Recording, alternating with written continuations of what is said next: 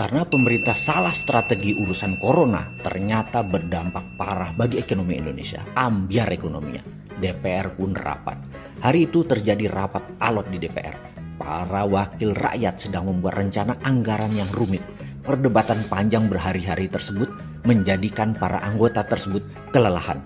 Efek dari rapat yang alot tersebut membuat stamina turun, bahkan ide kreatif ada pada titik rendah. Karena memang negara tidak punya uang. Lalu karena sudah butek otak, ada ide liar anggota dewan mencari alternatif keluar.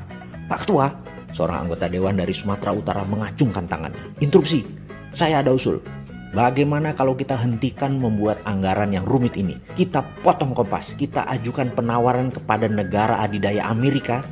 Kita jadikan Indonesia negara bagian sekutu mereka, sehingga kita tidak perlu repot-repot buat anggaran. Suara lantang dan keras ciri Sumatera menggema.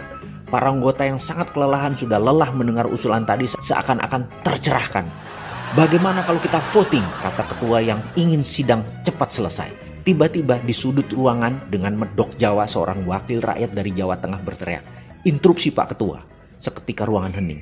Saya setuju kita menjadi negara bagian Amerika. Tapi kalau kita menyerah begitu saja, itu tidak patriotis. Kita lebih bermartabat kalau kita menyatakan perang dengan Amerika. Suara gaduh di ruangan berkumandang. Saya setuju, kata para wakil di berbagai daerah. Kalau kita menyatakan perang kemudian kita kalah, kita menjadi negara sekutu Amerika. Pekerjaan kita jadi ringan, mereka yang mengerjakan anggaran buat kita. Ketua Dewan dengan segera di puncak kelelahannya menjawab, bagaimana kalau kita ketok palu? Setuju, kita menyatakan perang dengan Amerika. Ketika palu hampir mengetok meja, nanti dulu Pak.